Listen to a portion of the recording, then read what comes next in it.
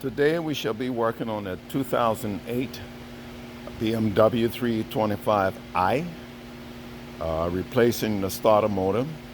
As you can see, I have already dug pretty deep into this job. The manifold is loose and ready to come out, but I'm going to throw everything back on quickly to show you how I proceeded with this job. As this is my first time doing this, I had to, do it step by step to find out the best way for me to do it. I know there are ways other people do it without taking the manifold off, but I think it might be a little bit problematic for some people to handle that way. Again, please watch this video in its entirety before you start the job. Okay, first what we're going to do is disconnect the battery cable from here and down in here, negative and positive and negative down in there. And then we'll proceed to moving this cover right here. Okay, it's held down by two here and here. And then we will proceed to remove the airbox. All right, with that, there's two 10 millimeters holding this down. One here and one there. Once that's removed, with a Phillips screwdriver, you can undo the clamp from the bellows to the airbox, unplug the sensor right here, and simply by depressing this and pulling it off. Once that's done, I'll proceed to removing the bellows. Just trace this down to where it joins to the intake. It's a screw clamp like this with a Phillips screwdriver or the appropriate size socket. You can loosen that clamp and pull this out. I took this out in two pieces. You don't really need to. Okay, the other piece is down in here. All right, you just have to reach down through here. Use a light, get down there, reach down through there, and undo that clamp, and that will pull out. And that's another clamp up top on this little hose. Make sure you get that too. Take your time, look around, and find these things. Trace it by hand until you feel the clamp, and loosen them. Okay, be careful when you're removing any rubber pieces, because sometimes they're dry and brittle, and if they are brittle, replace them.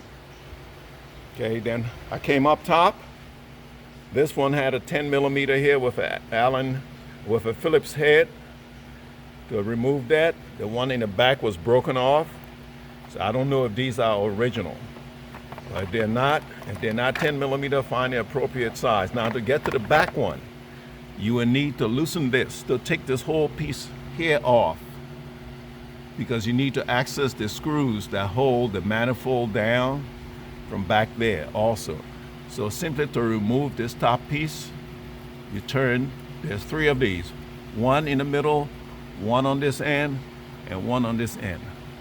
Just twist them like through 90 degrees, remove it, and this piece actually covers your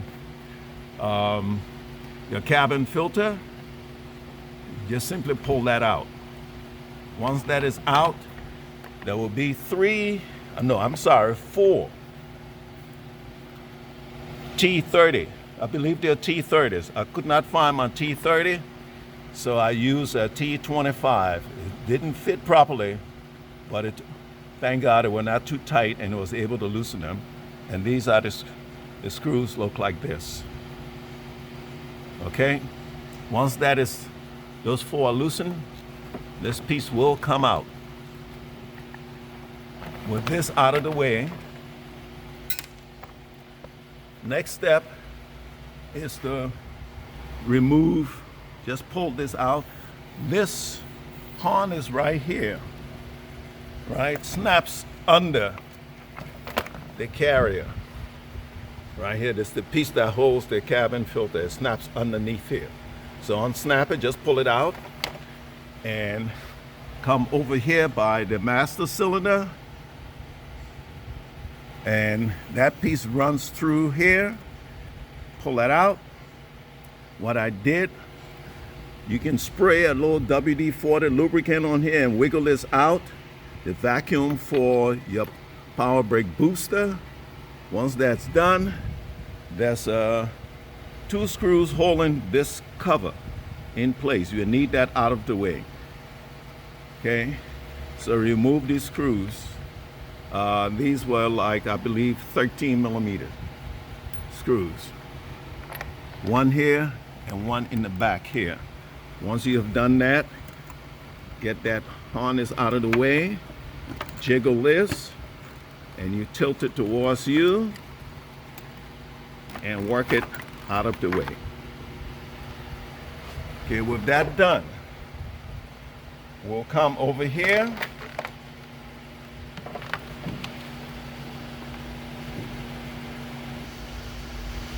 and proceed to remove this cover here. With this, you see over there where it's broken? This cover, once you move that out, there's a number of screws holding the manifold down on the top, right under the fuel rail. Look down in there. There's one right here. Let me get my screwdriver and show you. I took one out of this hole right here. Right, there's one. There's 2 back here, and then there's 2 in line with each other here, 2 more here in line with each other, and then another one here and another one way up in the back. Once you have removed that, you should be able to wiggle the manifold around a little bit, but it will not come out because you have a bolt all the way down in here to attach. Usually when you have a manifold that overhangs like this, you will have it supported,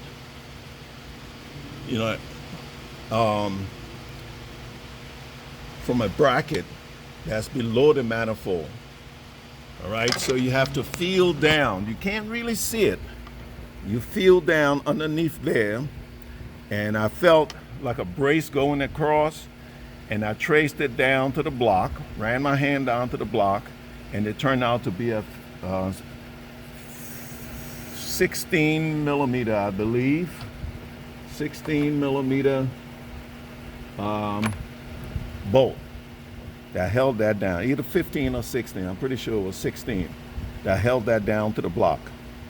But before getting to that, you have, that's a little, this piece right here that carries some of the wire harness will be attached, 1 screw right here and 1 screw on the other side. You have to loosen that so you can get access back here. I also loosened out the pipe for the dipstick. Trace that down, you'll find it's held on with 1 screw. Once you loosen that screw, you can get more movement in this area. And feeding your hand through here, tracing it down to where that bolt is that holds that. Once you do that, this whole attachment should be ready to come out. Okay, but be careful. There might still be some wires or hoses hooked up to it, so move it gently. If it wouldn't come all the way out, feel around it and see what's holding it on and detach those things gently.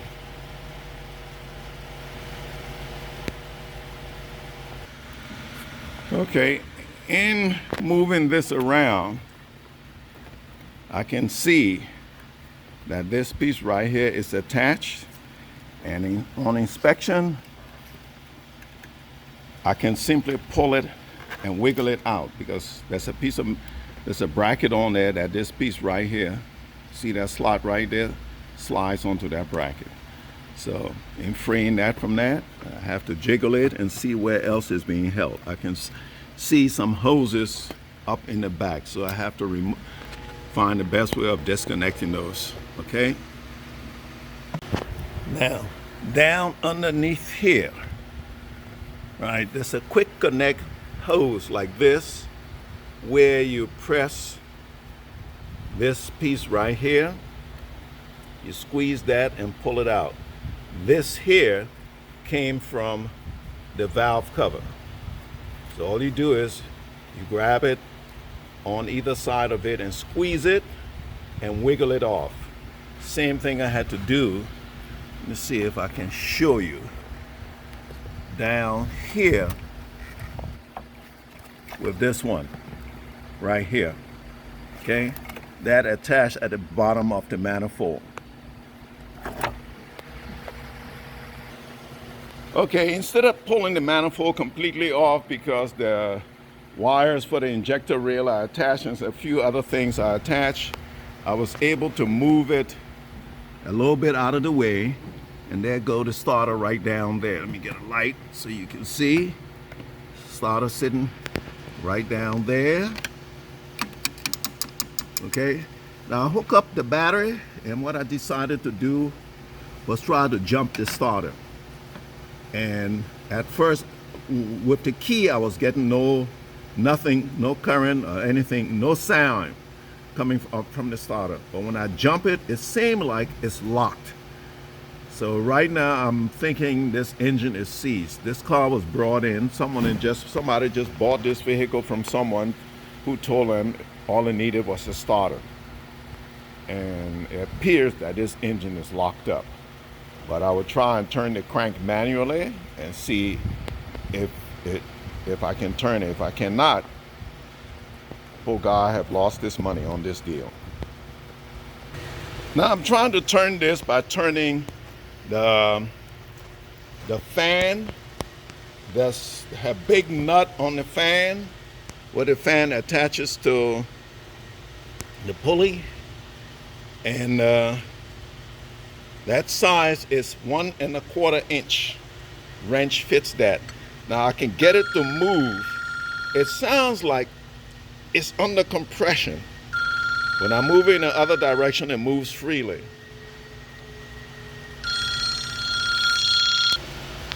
As I was saying before, we were so rudely interrupted by the other phone. If I try to turn this engine counterclockwise, it turns as if it's under compression. If I turn it clockwise, it turns freely. And if I try to continue turning it clockwise, let me see what will happen.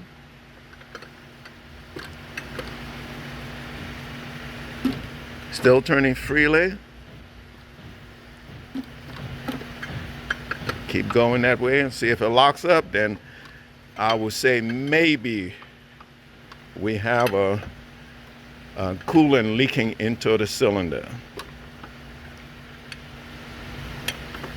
What's going on here? Can I get it on?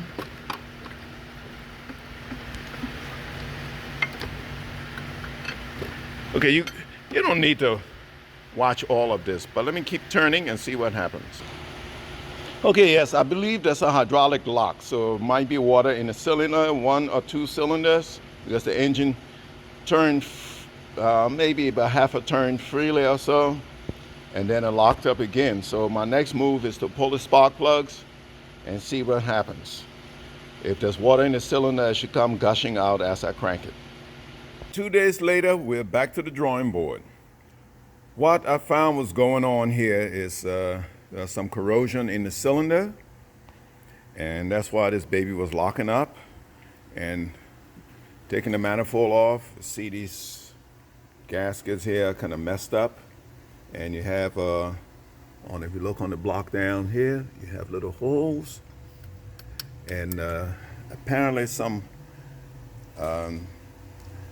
water was getting through and going because the gasket was messed up and getting in the cylinder. All right, that's a little, see this area right here? I would guess that's where the water was getting into the cylinder through here. And there might be other areas also. And because of that, and the car sat for months, corrosion developed in the cylinder. What I had to do is put some oil down each spark plug hole, let it sit a couple of days. And this vehicle indeed have a bad starter. but I'm gonna jump it and it should turn. A few days ago, it wouldn't turn at all, just a little bit and then jam up. Okay, starter doesn't work all the time. Let's see if we can catch it on a good spot.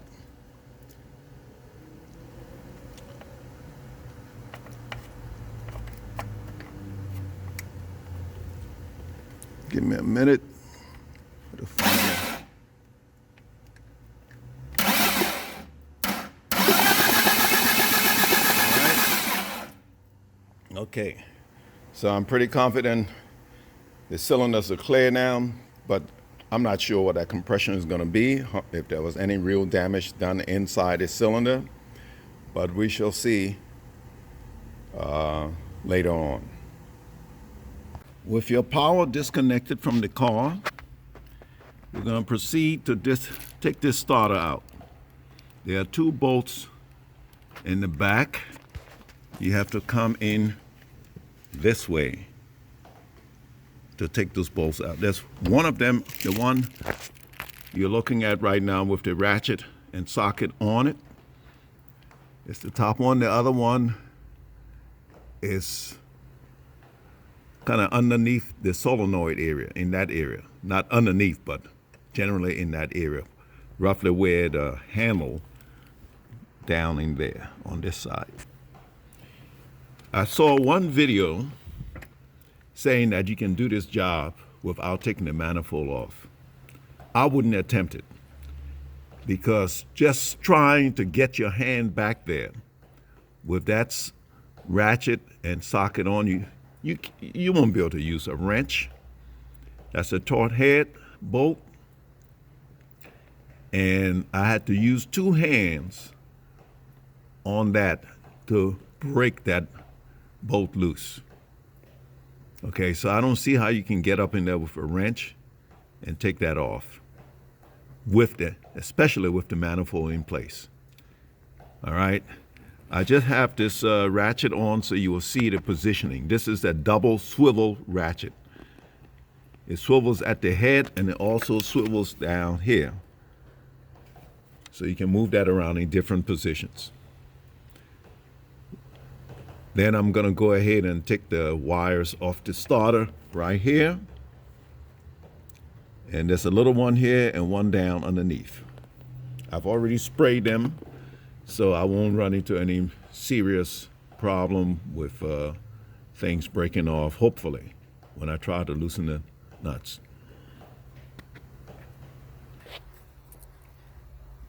Right down here is the other bolt for the starter, and everything is loose, so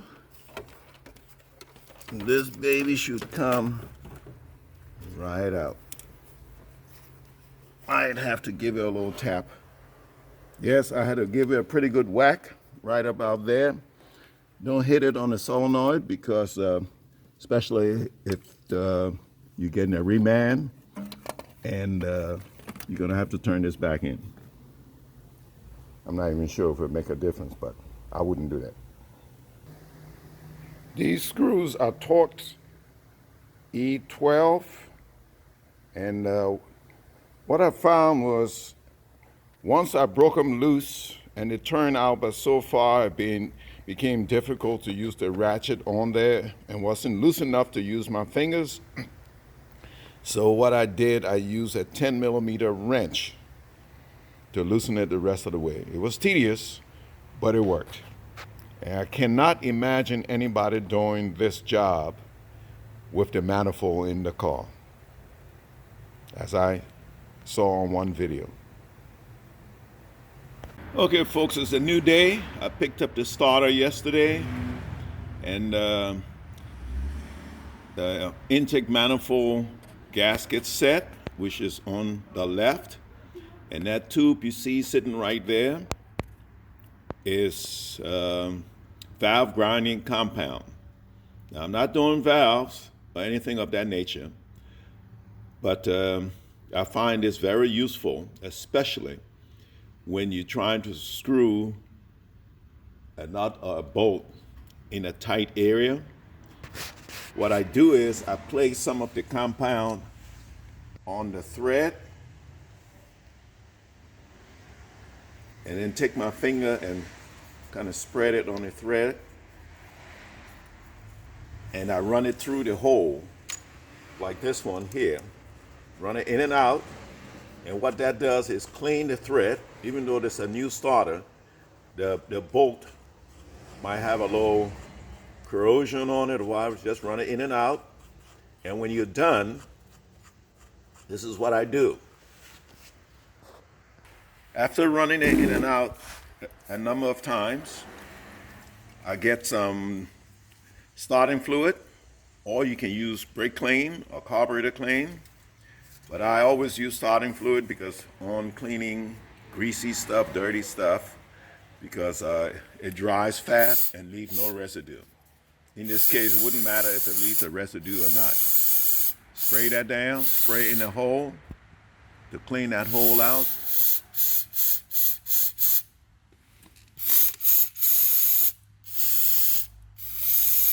Okay, once you've done that, get a shop rag and wipe the thread off.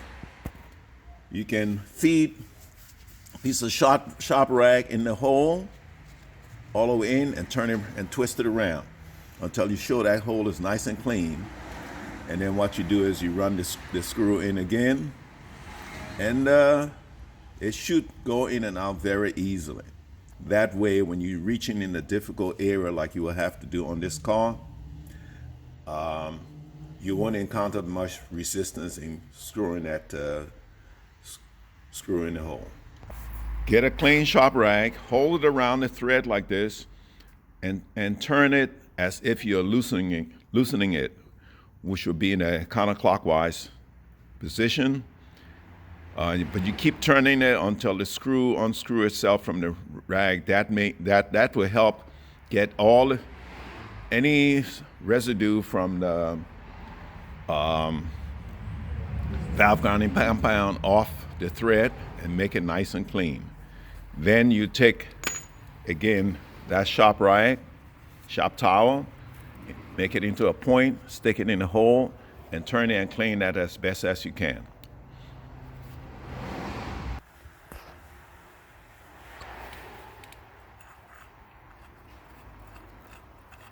Screws in very easily. Okay? This should make the job a lot easier when you try to put the screw in to hold the solder in place. While taking this apart, I noticed that the socket would not fit on one of these all the way down. It was like going halfway down. So what I did, I used the same principle because of the rust on here. I used the same principle as I use on this thread part. Put some of the valve grinding compound on the top and work the socket in and out until it was able to fit in there properly all the way down.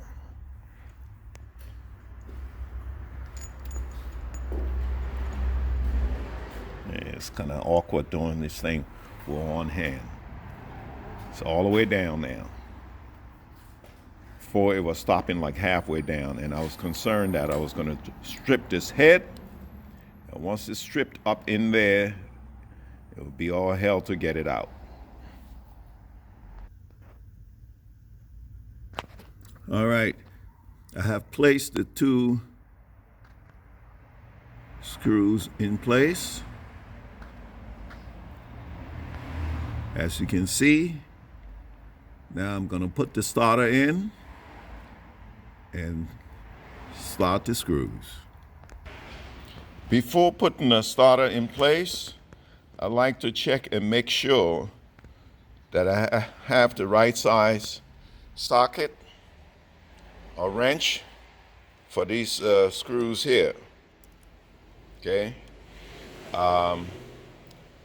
It turns out they're exactly the same as the ones I used to take them out. They're 8mm on this, the little one, and a 10 on the bigger one here. All right, this one I'm not worried about because you can see it easily, and as you do it, to pick out the right tool for it. Okay, as you know, this starter is held in by two screws, and but there are actually three holes in the starter.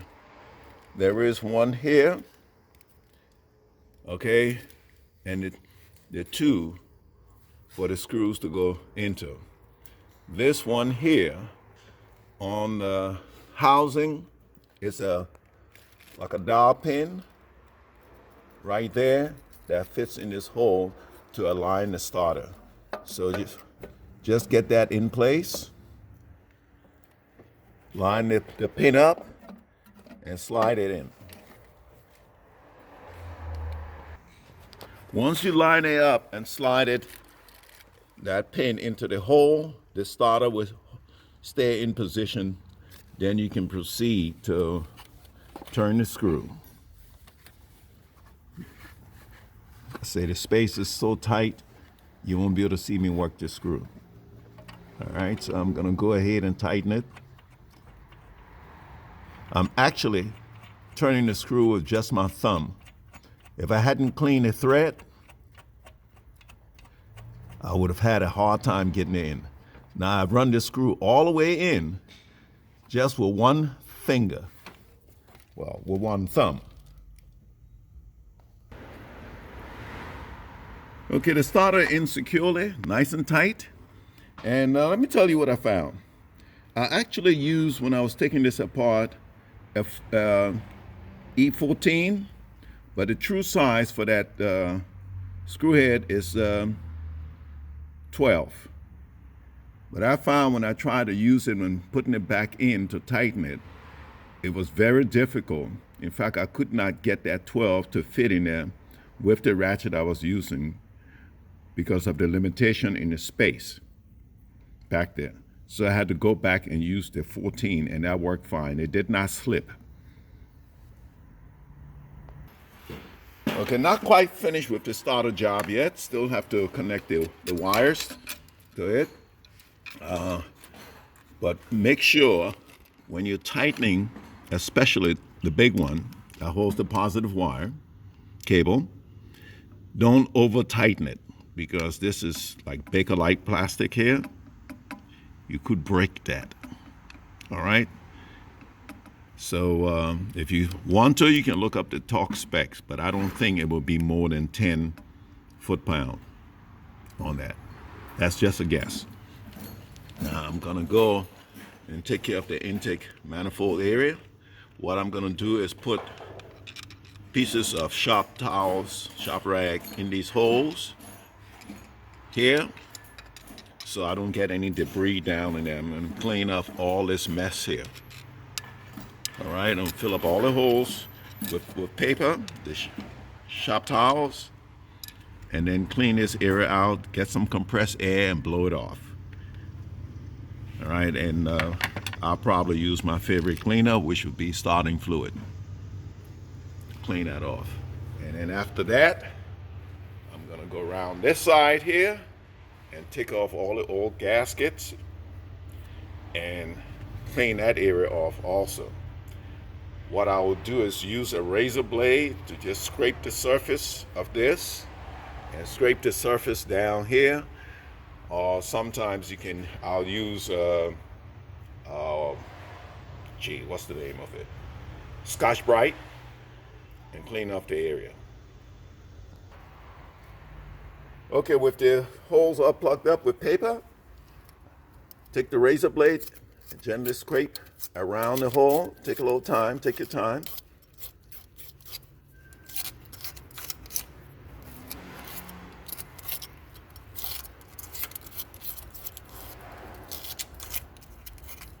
Once you've done that,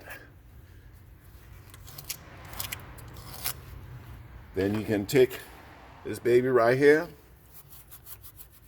and just clean. Get all this stuff off. When that is off on all of them, do a better job than this. I'm gonna go over it some more. Right, then you clean the surface on the manifold. Valve cover, manifold, gasket, seat didn't need much cleaning, just basically a wipe off. Because the old one didn't come out easily. Took a lot of tugging and trying to feed it out with a screwdriver, tiny screwdriver, trying to pry it out of the hole. But make sure while doing that you don't scratch or damage the surface. All right, so down there we have cleaned, where is it? Over there, as best as we could. And getting ready to mount this. Now, it will be difficult for me to show you the exact procedure, but we're going in reverse to the dismantle procedure. All right, make sure some of these hoses and wire connectors that were disconnected while removing get put on as snap back in place as you're installing the valve cover. As you slide it down, feel and find all these wires and stuff and put them back in place, because once you lock this down, you may not be able to get them back in place easily. And over here, inspect all these hoses and all the connections where the coolant run through. Make sure they're in good shape, because this is the best time to replace any piece that might need replacing in the near future.